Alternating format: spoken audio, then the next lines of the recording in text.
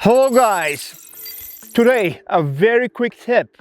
We will talk about flinching. What causes flinching and what's the remedy pill. First, we need to recognize that there are two phenomena.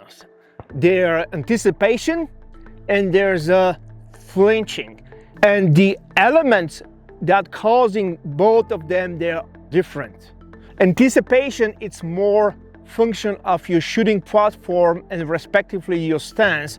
Instability of your shooting platform urges you to keep your balance, and that can cause you to push the gun down in response of the shot. Flinching, it's a sympathetic response of the neighboring fingers when you're pulling the trigger finger, releasing the shot. Scientific studies reveals that you cannot move a single finger in its full range. So you can achieve a limited dexterity of a particular finger, but you cannot use the full motion of that finger without engaging the rest of the fingers. That study shows that even the most dexterous people cannot achieve the full range of motion of individual finger. In biomechanics, that phenomenon of inability to completely separate the motion of individual fingers and achieve a complete dexterity, it's known as finger enslavement. In other words, you can move your trigger finger to a degree that you can isolate it to pull the trigger correctly, but if you pull too much or you add too much speed, that will cause a sympathetic reaction. So the adjacent fingers, they will contract in response of the action of the trigger finger. That will add additional pressure on the grip with your shooting hand. And if you're a right-handed shooter, that will cause the gun to move down and left. And obviously you will see your hit on the target down left, and respectively mirror image, if you're a left-handed shooter, that hit will be down right.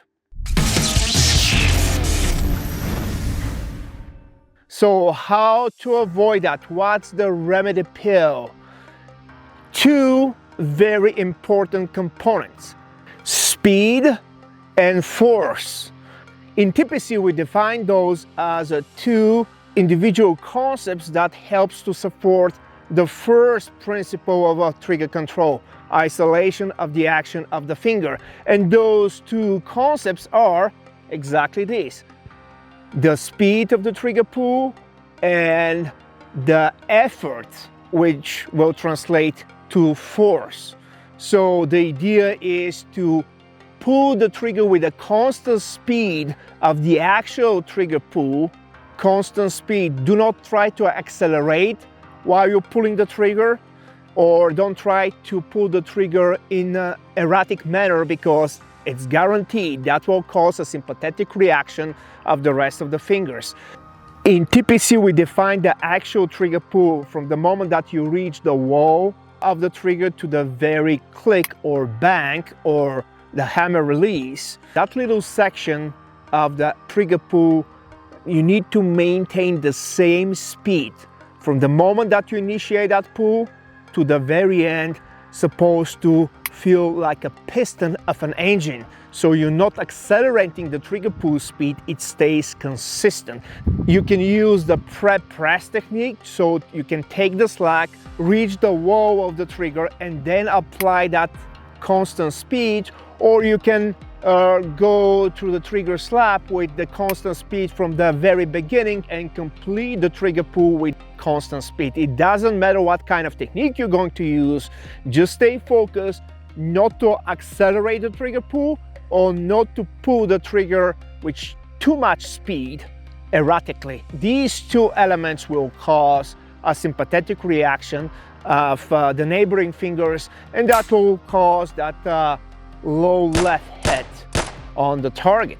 A lot of instructors say pull the trigger smoothly. What does it mean? That will guarantee that we'll pull the trigger smoothly. The second element, it's the effort or the force you apply on that actual trigger pull. If you apply too much force, that will turn your fine motor skill into a gross motor skill that will cause that sympathetic reaction again. Neural crosstalk. When neural impulse magnitude increases, especially under stress or pressure, neural crosstalk, called activation of neighboring muscles due to shared nerve pathways, increases as well. The median nerve controls the thumb, index, and middle fingers' flexors. When impulse magnitude increases through the index finger, the neurological excitation often spills to adjacent digits, especially the middle finger, causing unintended movement often seen as a sympathetic grip reflex or flinch. If the shooter overpresses the trigger, they risk activating the entire hand. This can disturb the grip and sight alignment. Now, one trick that can help you guys is to apply more pressure with the ulnar digits of your palm. That means the pinky and the ring finger. Evidence from biomechanics and neuromotor research supports the idea that a strong pinky ring finger grip can stabilize the hand and reduce sympathetic movement, thereby allowing the index finger, trigger finger, to move with greater independence and precision. By leveraging the ulnar side of the hand for strength, you free the median innervated fingers for dexterity. Coupled with conscious control of overall muscle tension, relaxing large muscles and avoiding gross motor interference, this approach can improve trigger control dramatically. Try those tricks and let us know how you do in the comments below. Do you find those tips helpful? And tell us if you're able to achieve a better dexterity of your trigger finger, avoiding the flinch. Is that remedy pill actually helps?